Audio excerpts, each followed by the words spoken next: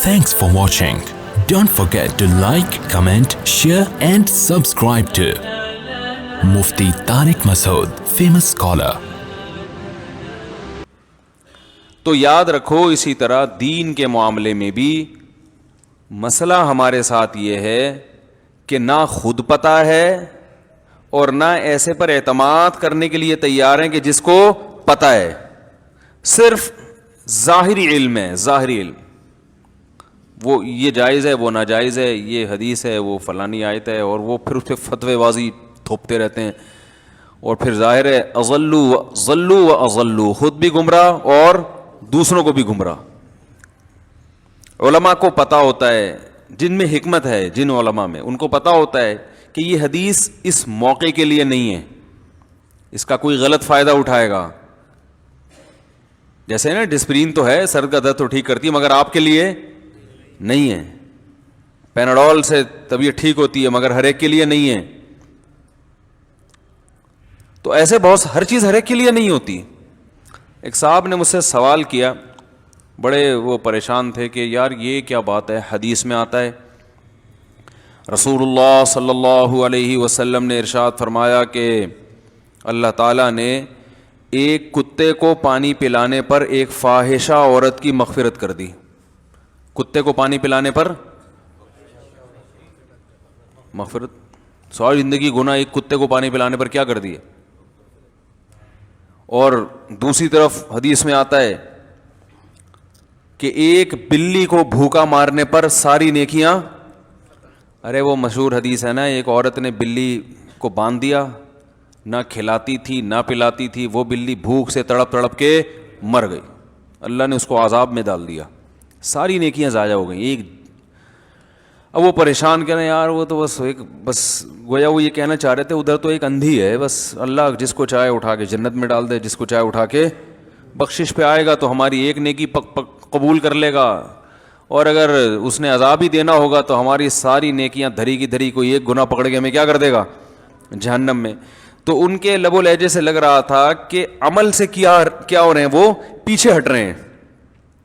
یہ حدیث ان میں عمل کا جذبہ کم کر رہی ہے کہ یار ادھر کا تو کوئی لا نہیں ہے, قانون نہیں ہے بس. پھر انہوں نے قرآن کی آیت بھی پڑھی, یغفر لمن یشاء ویعذب من یشاء, اللہ فرماتے ہیں جس کو چاہوں گا معاف کروں گا, جس کو چاہوں گا عذاب دوں گا. تو جب وہی اسی پر ہے تو ہمارا عمل کس کام کا. کیا خیال ہے بھائی, آ رہا ہے نا سمجھ میں؟ الحمدللہ. تو یہ وہی ہے, علم ہے, حکمت نہیں ہے. اصل میں یہ وہی ڈسپرین کی گولی ہے نا, جس کو نہیں کھانی تھی اس نے کھا لی ہے ٹھیک ہے نا, جس کو نہیں کھانی تھی اس نے کھانی. تو فائدے کے بجائے کیا ہو رہا ہے, ایک آدمی کا خون ویسے ہی بہت پتلا ہے, وہ بالکل پانی کی طرح خون ہے, وہ ویسے ہی مرنے والا ہے, اس کو ڈسپرین کھلاؤ گے تو اور کیا ہو جائے گا, پتہ وہ تو مر جائے گا.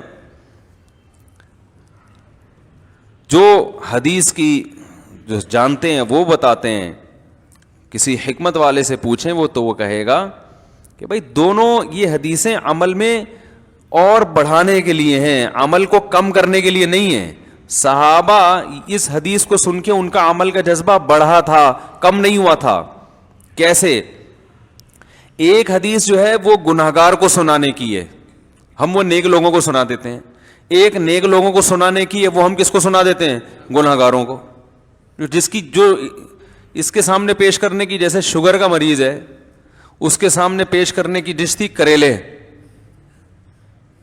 ہے بھائی, اور ایک آدمی میں فیٹ ہے ہی نہیں, شوگر بھی نہیں ہے, وہ بیچارہ شوگر کی کمی سے مر رہا ہے, اس کے سامنے رکھنے تھے لڈو, تو جس کے سامنے لڈو رکھنے تھے اس کے سامنے رکھ دیا کریلے. وہ پہلے ہی شوگر لیول کم ہے, وہ کریلے کھائے گا تو انا للہ ہوگا کہ نہیں ہوگا. اور جس کو کھلانے تھے لڈو اس کو کریلے کھلا دیا, اور جس کو کریلے کھلانے تھے اس کو کیا کھلا دیا, لڈو. دونوں کا انا للہ, کیا خیال ہے بھائی, انا للہ ہو جائے گا دونوں کا. تو یہ جو حدیث ہے نا کہ فاحشہ عورت نے کتے کو پانی پلایا اور اللہ نے بخش دیا.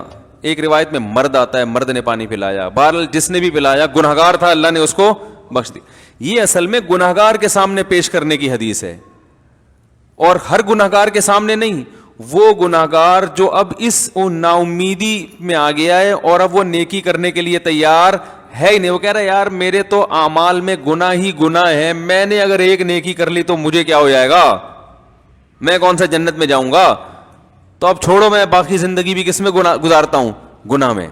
تو اس کو بتایا جا رہا ہے بھائی بعض مرتبہ, ہمیشہ نہیں, ایک نیکی کام آ جاتی ہے. تو اس لیے نیکی کا کوئی موقع اگر میسر ہے تو ہاتھ سے جانے نہ دو. تو وہ عمل پہ آئے گا یا پیچھے ہٹے گا, آ رہا ہے عمل پہ. تو اس کو یہ بتایا گیا بعض دفعہ ایک نیکی پہ بخشش ہو جاتی ہے تو اور زیادہ سے زیادہ نیکیاں کرو, یہ تو بخشش کا چانس اور زیادہ بڑھ جائے گا. تو اس کو ادھر لایا جا رہا ہے. اور جو نیکی کرنے والے ہیں بعض دفعہ وہ اترانے لگتے ہیں, تکبر میں آ جاتے ہیں, یار ہمارے اعمال میں تو کوئی گناہ ہے ہی نہیں, ہم تو سیدھا بغیر حساب کتاب کے جنت میں. تو اب جب بغیر حساب کتاب کے جنت میں جائیں گے تو ہم نے 2-4 گناہ کر لیے تو کیا ہو گیا, ہم نے اگر اس کی جیب سے پیسے نکال لیے, ہم نے تو سارے ماشاءاللہ وراثت بھی نہیں کھائی کسی کی اور سارے ہمیشہ ایک نمبر رہے. آج اگر ہم نے کسی کو چونا لگا دیا, 150 روپے پان گٹکے کے کسی کے کھا لیے, آج ہم نے اگر ایک دفعہ سٹا لگا لیا تو 2-4 گھونٹ پی لیے تو کیا ہو گیا, دنیا تو بالٹیوں کی بالٹیاں پی جاتی, آج ہم بھی ذرا 2-4 سے کیا ہوتا ہے کہتے ہیں نا لوگ اے بھائی 2 گھونٹ پینے سے کیا ہوتا ہے, ایک دفعہ پائپ کے نیچے ہم اگر بیٹھ کے تھوڑا سا ہیروئنچیوں کے ساتھ انجوائے کر لیا تو کیا ہو گیا. تو ان کو بتایا جا رہا ہے, یہ کسی پہ ظلم کر لیا, کسی جانور کو بلا وجہ مار دیا, تو ان کو بتایا جا رہا ہے کہ بھائی تمہیں اللہ نے نیکی کی توفیق دی ہے نا, اس پہ اللہ کا شکر ادا کرو, اسی پہ قائم رہو, یہ سوچ کے گناہ مت کرو کہ ہمیں کیا ہوگا. بعض دفعہ ایک گناہ بھی, بعض دفعہ ہمیشہ نہیں ہوتا, بعض دفعہ ایک گناہ وبال جان بن جاتا ہے, جیسے اس شخص کا بن گیا, اس عورت کا بن گیا جس نے بلی کو باندھ کے بھوکا رکھا. تو اب صحابہ جب یہ حدیث سنتے تھے تو ان میں عمل کا جذبہ بڑھتا تھا, اور ہم جب سن رہے ہیں اب جب یغفر لمن یشاء, جس کو چاہے گا بخش دے گا, یہ تو معاملہ خراب ہو گیا.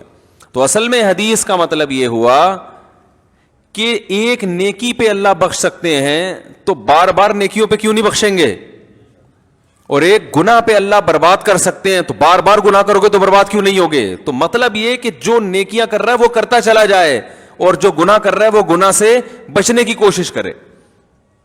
سمجھ میں آ رہی ہے کہ نہیں آ رہی بات؟ اور معاملہ ہمارے یہاں کیا ہو رہا ہے, الٹا ہو رہا ہے.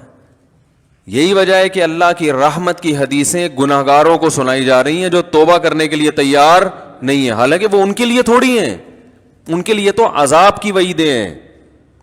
یہ جو آتا ہے نا لا تقنطوا من رحمت اللہ, اللہ کی رحمت سے نا امید مت ہو, یہ ان کے لیے ہے جن کا آگے قرآن میں تذکرہ ہے. وَأَنِيبُوا إِلَىٰ رَبِّكُمْ, کہ اپنے رب کی طرف متوجہ ہو جاؤ. وَأَسْلِمُوا لَهُ, اپنے آپ کو اس کے حوالے کر دو. ایسے گنہگاروں کو کہا جا رہا ہے کہ اب آ جاؤ, اب اللہ کی طرف آ جاؤ, ماضی کو بھول جاؤ. اور ہمارے ہاں جو آیت بتائی جاتی ہے کہ اللہ کی رحمت سے نا امید نہ ہو, یہ ان لوگوں کو جو گناہ کر رہے ہیں اور آئندہ بھی کرنے کا پروگرام ہے, کرتے رہو, اللہ کی رحمت سے نا امید مت ہو. تو یہ تو غلط ہے, یہ کہاں کی کہاں لگا دی. تو دین جو ہے نا, پورے دین پر انسان چلے تو پھر انشاءاللہ پھر وہ پاگل نہیں کہلائے گا, اور اگر پھر ایسے شخص کو کوئی پاگل کہے گا تو خود پاگل ہوگا. سمجھ رہے ہیں؟ تو ہم میں سے بہت سے لوگ آدھے پہ چل رہے ہیں, آدھے پہ نہیں چل رہے. مفتی طارق مسعود صاحب کے بیانات سننے کے لیے youtube.com/مفتی طارق مسعود کو سبسکرائب کریں, اور اگر آپ لائیو ویڈیو کو کبھی بھی مس نہیں کرنا چاہتے ہیں تو سبسکرائب کرنے کے بعد بیل آئیکن پہ کلک کرنا مت بھولیں. جزاک اللہ.